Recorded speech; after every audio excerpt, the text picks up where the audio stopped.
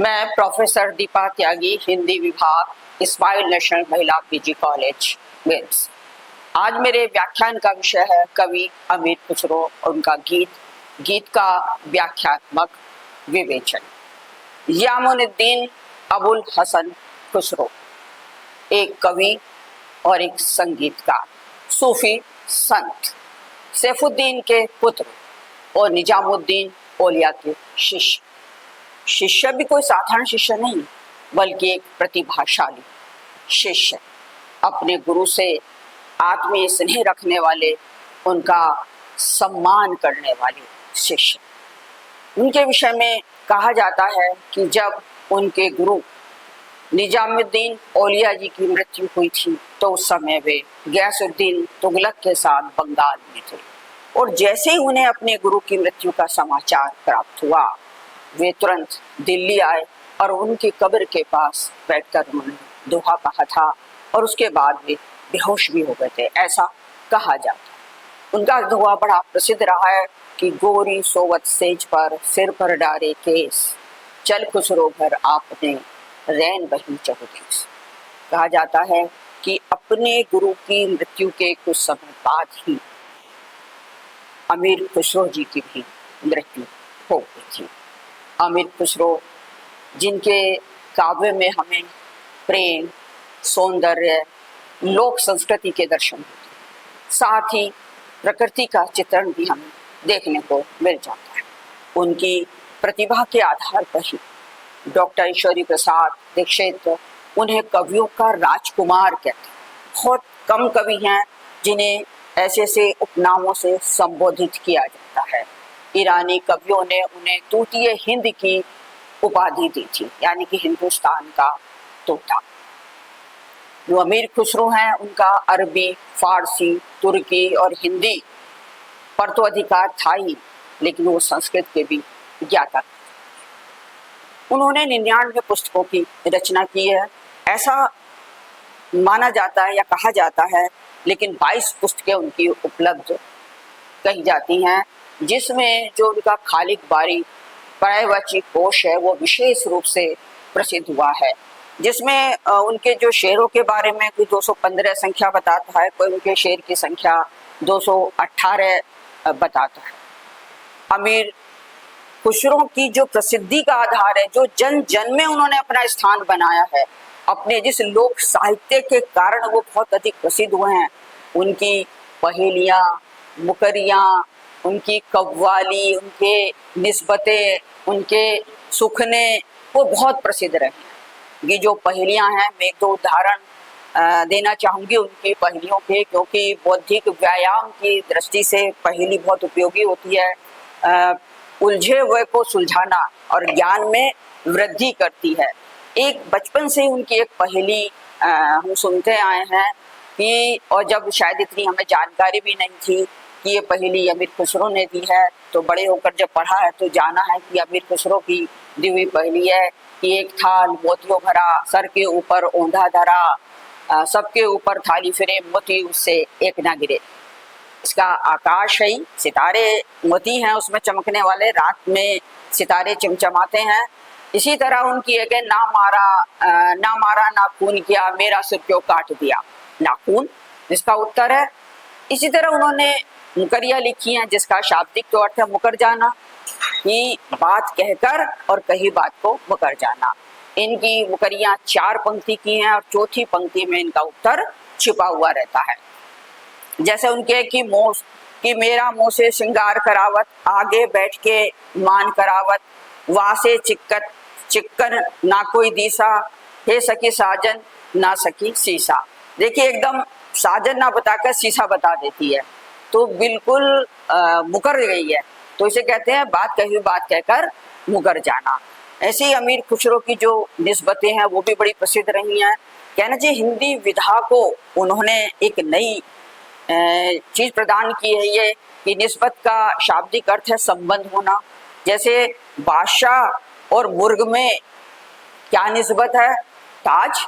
भाई, बादशाह के सिर पर भी ताज होता है और मुर्ग के सिर पर भी ताज होता है, तो दोनों में। ऐसे ही मकान और पायजामे में क्या निस्बत है? तो कह रहे मोरी। क्योंकि मोरी जो है नाली को कहा जाता है मोरी। तो ये निस्बतें और भी बहुत सारे उदाहरण हैं, मैं एक दो उदाहरण देना चाहूंगी अमीर खुसरो का कि इन चीज़ों का। और ऐसे ही उनके सपूने हैं कि जो दो सपूने में दो छोटी कही हुई ऐसी बातें होती हैं कि जिनका एक ही उत्तर निकल कर आता है। देखिए छोटी बात यानी कि आकार में छोटी की बात हो रही है इसमें कि जैसे पान क्यों सड़ा घोड़ा क्यों अड़ा, तो है कि फेर आने था, कि दोनों का आगे फेर आना था। तो इस तरह से अमीर खुसरो बड़े ही सहज सरल भाषा में जन साधारण की पसंद की बात कह जाते हैं। ऐसे उनका ढकोसले में एक आडंबर अर्थ होता है। हम आम जीवन में ढकोसला शब्द का प्रयोग भी करते हैं कि उनका एक उदाहरण मैं दे रही हूँ कि खीर पकाई जतन से चरखा दिया चलाए, आया कुत्ता खा गया तू बैठी ढोल। ये उनका ढकोसले का उदाहरण है। से उनकी कव्वाली बहुत प्रसिद्ध उनकी कव्वाली रही है, आज भी उनकी कव्वाली गाई जाती है। कव्वाली का अर्थ होता है प्रशंसा करना, जो इसमें गजल कसीदे या रुबाई इसमें गाई जाती है। इस धुन में एक धुन है कव्वाली एक प्रकार की। उनकी जो कव्वाली है जो मुझे क्या सभी को ही शायद बहुत पसंद होगी कि छापा तिलक तज दीनी रे मोसे नैना। जो अमीर खुसरो हैं, जब हम इनके पंक्तियों के अर्थ करते हैं तो कुछ ऐसा लेखन है जिनके लौकिक और अलौकिक दोनों तरह के अर्थ निकल जाते हैं। लेकिन आज मेरे व्याख्यात्मक विवेचन का विषय उनका वह गीत है जो बहुत प्रसिद्ध भी रहा है, का विदाई। एक पुत्री का जब विवाह होता है और विवाह होकर उसकी डोली जाने को होती है तो वह अपने पिता को उपालंब देती है, अपने हृदय की व्यथा कहती है कि हे बाबुल, तूने मेरा विवाह परदेश में क्यों किया, तूने मुझे अपने से दूर इतनी दूर क्यों भेज दिया है। बड़ा ही भावपूर्ण गीत है ये। और ये एक बिटिया के हृदय की व्यथा इसमें निकल कर आई कि काहे को ब्याही विदेश रे लखी बाबुल मोरे, हम तो बाबुल तोरे बागों की कोयल कूकत घर घर जाऊं लखी बाबुल मोरे। कि बिटिया अपने पिता से कह रही है कि काहे को ब्याही विदेश रे, हे बाबुल तूने मेरा विवाह विदेश में क्यों किया, यानी कि परदेश में मुझे अपने से इतनी दूर भेज दिया, मेरा विवाह वहां कर दिया है। लखी बाबुल मोरे, हे बाबुल मेरी ओर देखो, जरा देखो कि तुमने अपनी इस स्नेहिल बिटिया को जिससे तुम इतना स्नेह करते थे और मैं भी आपसे इतना स्नेह करती हूँ, लेकिन आपने मेरा विवाह विदेश में क्यों कर दिया। कह रही आगे, हम तो बाबुल तेरे बागों की कोयल, हे बाबुल मैं तो तेरे घर रूपी बाग की कोयल हूँ। देखिए कोयल है कि आज एक बाग में कूक रही है, कल को दूसरे बाग में चली जाएगी कूकने के लिए।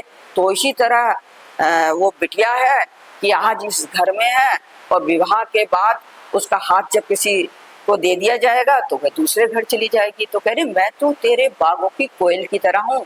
जैसे कोयल है बड़ा मीठा बोलती है, उसकी वाणी कानों में मिश्री घोल देती है, इसी प्रकार जो बिटिया कहती है कि हे पिता मैं तो अपनी मधुर वाणी से सभी को आकर्षित करती रही हूँ, सबके ही स्नेहिल रही हूँ।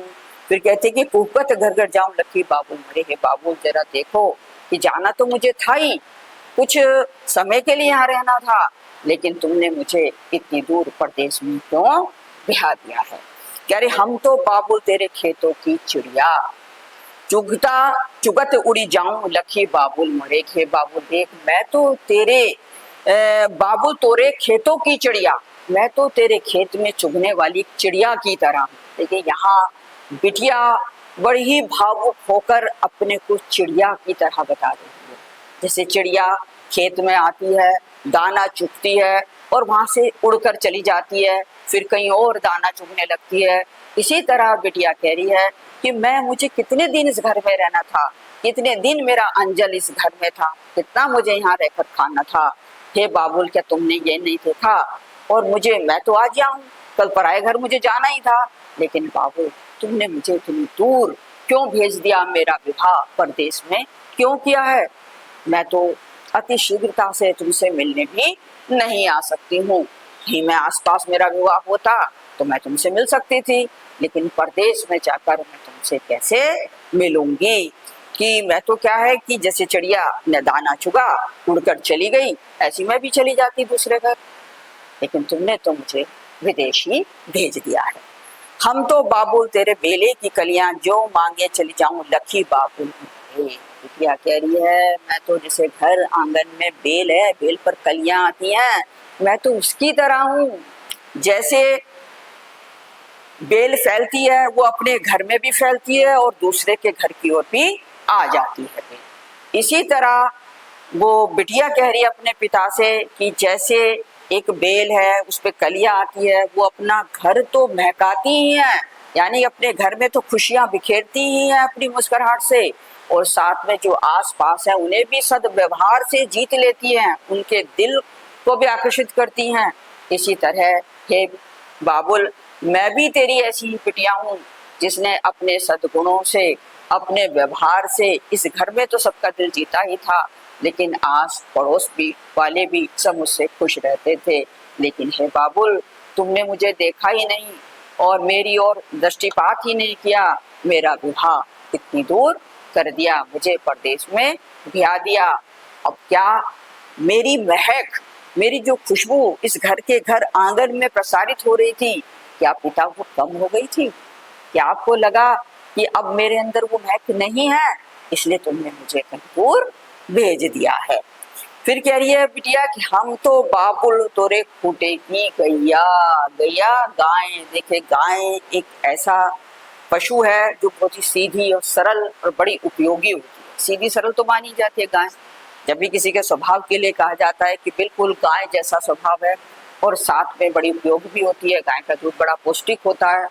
तो वो कहते कि मैं तो है ना बाबुल तेरे खूटे की गैया। गैया भी कैसी, जो खूटे पे बंधी हुई होती है, यानी कि बिटिया बता रही है कि हे पिता, मेरी स्थिति तो ऐसी थी कि जहां मुझे जैसी स्थिति में रखा गया मैं वैसी स्थिति में रहने वाली थी। कह रहे जित हाँ को हक जाऊं लखी बाबुल मोरे, जैसे गाय है आपने खूटे से बांध दिया वहीं बंधी रहेगी, जो खाने पीने के लिए दे दिया वो चारा वो ले लेगी, और जब उसको वहां से अगर हटा के कहीं और बांधा जाएगा तो वो वहीं चली जाएगी। यानी कि जो कुछ है गाय अपने मालिक के संकेतों पर ही चलती है, जैसा मालिक कहेगा वैसा करती है। उसी तरह बिटिया कह रही है कि बाबुल, मैं भी तो तेरे संरक्षण में ही पलकर बड़ी हुई हूँ, जहाँ जिस स्थिति में जैसा आपने मुझे रखा वैसे मैं रह ली। और फिर दूसरी बात है, मैंने इस घर में रहकर सेवा ही की है, मैंने अपने माता पिता की यहाँ रहकर भाई बंधुओं की सेवा की है, तो पिता फिर तुमने मुझे इतनी दूर क्यों मेरा विवाह कर दिया? हे बाबू, लखी बाबू, हे बाबू, जरा देखो तुमने मुझे परदेश में भेज दिया है। लाख की बाबुल गुड़िया जो छोड़ी। देखो एक बिटिया का जब विवाह होता है, उसकी पालकी उठने जा रही है बिटिया की, तो अपने पीछे वो न जाने क्या क्या छोड़कर चली जाती है। एक भरा पूरा एक संसार छोड़कर जाती है, अपनी खिलौने, अपनी सखियां और अपने सगे संबंधी, अपने माता पिता, दादी बाबा, भाई बहन, एक जो रिश्तों का संसार जिसे वो सदैव अपना कहती है, और एक दिन वह बिटिया इन सबको छोड़कर एक अनजाने घर चली जाती है। उसी का उपाल देती हुई बिटिया कह रही है कि लाख की बाबुल गुड़िया जो छोड़ी। हे बाबुल, जो गुड़िया मेरे लिए बहुत ही अमूल्य थी, लाख के बराबर थी, यानी कि लाख रुपए की भी उसके सामने कुछ कीमत नहीं थी, मैंने उस अपनी गुड़िया को भी छोड़ दिया है। छोड़िन सहेल का साथ लखी बाबुल मोरे। हे बाबुल, जरा मेरी ओर देखो तो सही कि मैंने जिन संगी सहेलियों के साथ मैं क्रीड़ाएं करती थी, खेलती कूदती थी, आज मैंने उनका भी साथ छोड़ दिया है।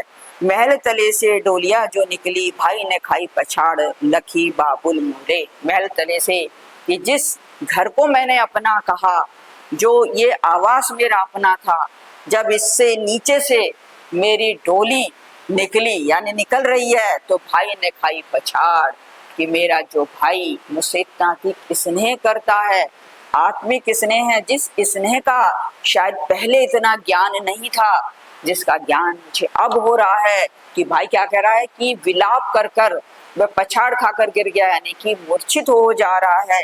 हे बाबुल जरा देखो तो सही, मैं पीछे अपने पीछे कितने रिश्ते नाते छोड़ रही हूँ।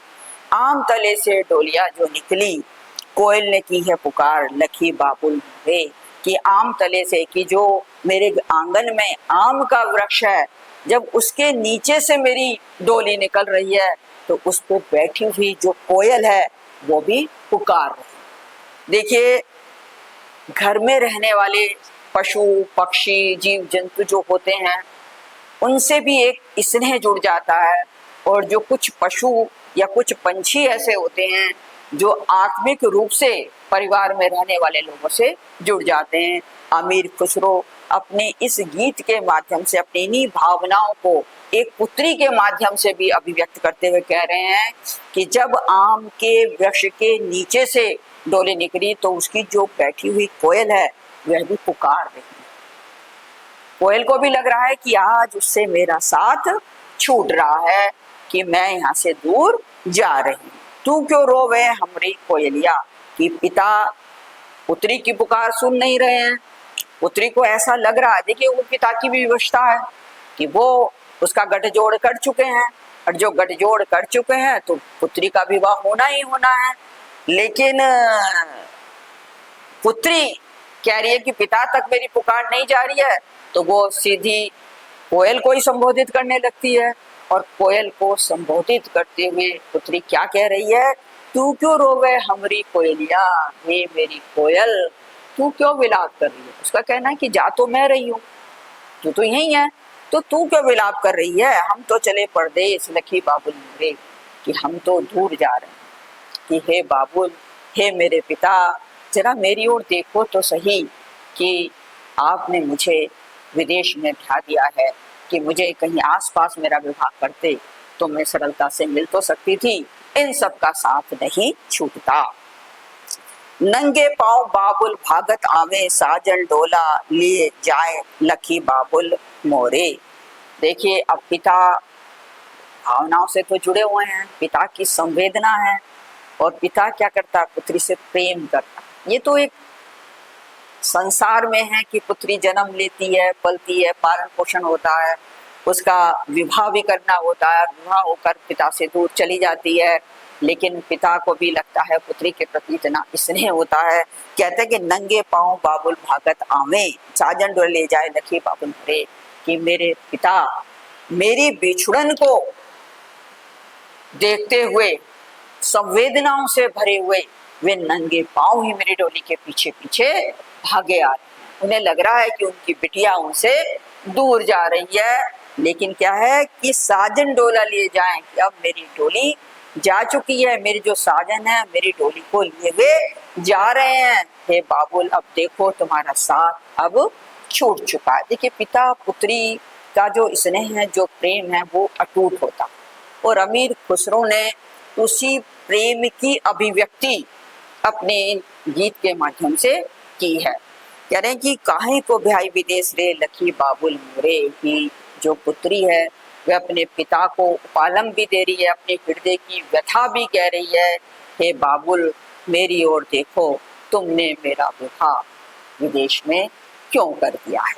भैया के दी है बाबुल महला दुमहला। देखिए, अमीर खुसरो की जो पंक्तियां मैं पढ़ने जा रही हूँ, इन पंक्तियों से पता चलता है कि इसमें उन्होंने नारी की एक आवाज को भी शायद बुलंद किया, कि जो घर की संपत्ति होती है वो पुत्रों को दी जाती थी, कन्याओं को, घर की लड़कियों को उससे वंचित रखा जाता था। तो लड़की अपने बात में कह भी रही है कि भैया को दिए बाबुल महला तो महला, हमको दिए परदेश लखी बाबुल हे। बाबुल जरा देखो, भाई को तो तुमने महल दुमहले दे दिया है, यानी कि घर की जो संपत्ति थी, ये घर आंगन, ये 2 मंजिला घर, ये सब कुछ किसे दिया है तुमने, सब भाई को तो दिया है। फिर कह रहे हमको दिया परदेश, और हमें बदले में क्या मिला है, परदेश विदेश। कि बाबुल, मैंने तो तुमसे कभी कुछ मांगा ही नहीं, और मैंने कभी इच्छा भी नहीं रखी कि मुझे कुछ मिल जाए, और भाई को तुमने सब कुछ दे दिया, यानी कि भाई तो आप तुम्हारे पास ही है, और मुझे तुमने क्या दे दिया है, परदेश दे दिया है, दूर देश दे दिया है, मैं कैसे तुम सबके बिना वहां पर रहूंगी। मैं तो बाबुल तोरे पिंजरे की चिड़िया, रात बसे उड़ जाऊं लखी बाबुल मोरे, कि मैं तो तेरे पिंजरे की चिड़िया की तरह हूँ। पिंजरे के अंदर बंद चिड़िया मालिक के अनुसार ही बंधन में रहती है, उसके अनुसार ही दाना खाती है। जब पिंजरा खुलता है तो जब भी वो उड़कर जाती है। इसी तरह बिटिया है कि पिता जैसे रखते हैं, बिटिया रहती है, जो खाने को देते हैं वो खा लेती है, अपनी इच्छाएं कभी वो इतनी अधिक व्यक्त नहीं करती है। तो फिर कह रहे हैं कि रात बसे उड़ जाऊं लखी बाबुल मेरे, कि मैं तो उस चिड़िया की तरह हूँ जो पेड़ पर रात्रि बिताने के लिए अपना निवास बना लेती है, और कितने देर के लिए रात्रि व्यतीत करती है, और प्रातः काल होते ही वह उड़ जाती है। इसी तरह पिता, मैं तुम्हारे पास इस घर आंगन में कितने दिन रह पाई हूँ, मैं तो बहुत कम समय तुम्हारे साथ व्यतीत किया है, और तुमने मेरा विवाह कर दिया। विवाह भी कहाँ किया है, इतनी दूर परदेश में कर दिया है, जिससे मैं सरलता से तुमसे मिल भी नहीं पाऊंगी। कह रही कि ताक भरी मैंने गुड़िया जो छोड़ी। देखिए ताक घर में, पुराने घरों में बना हुआ एक स्थान होता था, जो एक छोटी सी खुली जगह होती थी जिसमें सामान भरा हुआ रहता था। तो उसी का ही वर्णन यहाँ है कि ताक भरी मैंने गुड़िया जो छोड़ी, कि मेरी गुड़िया मेरे पास थी, जिन्हें मैं बहुत अधिक स्नेह करती थी, अपने से लगा कर रखती थी, उनसे खेला करती थी, वे गुड़ियों से मेरी ताक भरी हुई थी। लेकिन हे पिता, मैंने अपनी उन गुड़ियों का साथ छोड़ दिया है। छोड़ा दादा मियाँ का देश लखी बाबुल रे, ये दादा मियाँ का देश, ये जो घर आंगन है, ये जितना पिता आपका है मेरे दादा का भी है, और मैंने दादा के इस घर को भी छोड़ दिया है। उनके प्रति भी मेरा अमिट स्नेह था, लेकिन आज मैं इसे छोड़कर भी जा रही हूँ। प्यार भरी मैंने अम्मा जो छोड़ी, कि माँ जिसने मुझे रूपाकार दिया, मुझे जन्म दिया, और माँ मुझसे स्नेह करती थी, जो अपने से दूर मुझे रखना ही नहीं चाहती थी, सदैव मुझे संरक्षण देती थी, आज उस स्नेह भरी माँ का भी साथ छूट रहा है। छोड़ी दादी जी की गोद लखी बाबुल मोरे, और माँ ही नहीं, मेरी दादी भी मुझे बहुत स्नेह करती थी। जब मेरी दादी मुझे अपने अंक में बैठाती थी तो मैं अपने सारे सुख दुख भूल जाती थी, और दादी की छत्र छाया में मुझे अपार खुशियां और संरक्षण प्राप्त होता था। लेकिन आज हे बाबुल, जरा मेरी ओर देखो तो सही, मैंने अपनी दादी की वो गोद भी छोड़ दी है, क्योंकि अब तो जितने भी मेरे स्नेहिल रिश्ते थे वो सब मुझसे दूर हो गए हैं। मैं सबसे बिछुड़कर दूर परदेश जा रही हूँ, और मुझे वहां से मैं एकदम से मिलने भी नहीं आ पाऊंगी। कोठे तले से पलकिया जो निकली, बिरना ने खाई पछाड़ लकी बाबुल महे। कोठे तले से, कि घर के नीचे से जब मेरी पालकी निकल रही थी तो मैंने अपने उस भाई को देखा, जो भाई मुझसे प्रेम करता है, और जिस भाई से मैं भी बहुत प्रेम करती हूँ। वो क्या करे, बिरना ने खाई पछाड़, मेरा जो बिरना है यानी कि मेरा जो भाई है, ये मेरे विरह में पछाड़ खाकर गिर गया है, मूर्छित हो गया है। यानी कि तुमने भाई को क्या दिया है, महल दुमैले दिए हैं, संपत्ति दी है, लेकिन मेरा भाई मुझसे फिर भी बहुत प्रेम करता है, मेरे भाई को मुझसे प्रेम है, और मेरे विरह में वो इतना अधिक विलाप कर रहा है।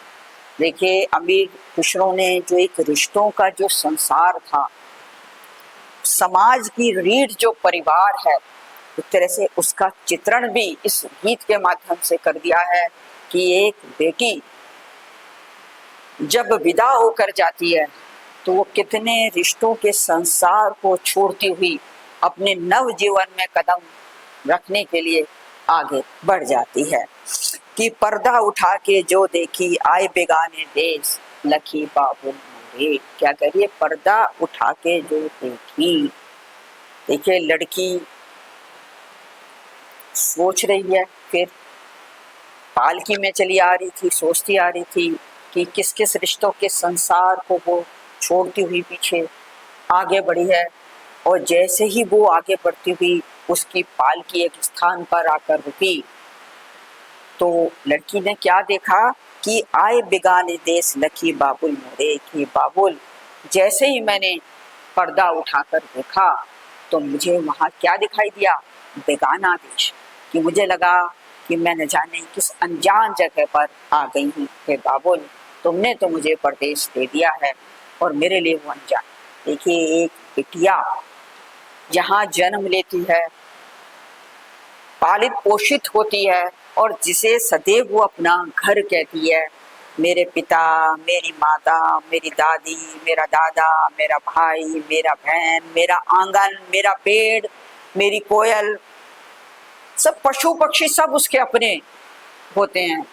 और वही जब एक ऐसी जगह चली जाती है जहाँ सब उसके लिए अपरिचित होते हैं, अनजाने होते हैं, तो उसे वो कहती है कि अनजाना देश। तो ये अमीर खुसरो का एक बड़ा भावपूर्ण गीत था, संवेदनाओं भरा गीत था। कि ये गीत आज भी बहुत प्रसिद्ध है। जब अमीर खुसरो ने लिखा होगा, उसके बाद जन साधारण में और उनके हृदयों में अपनी जगह बनाए हुए है कि अमीर खुसरो जो है लोक साहित्य में सिद्धस्त रहे हैं और जन साधारण के हृदय को जानने वाले हैं। कि जब अमीर खुसरो अपना साहित्य लिख रहे थे तो जो कुछ मुसलमान कवि थे जो फारसी भाषा में लिख रहे थे और कुछ हिंदू कवि ऐसे थे जो अपना अपभ्रंश में, डिंगल में अपनी कविताएं कर रहे थे।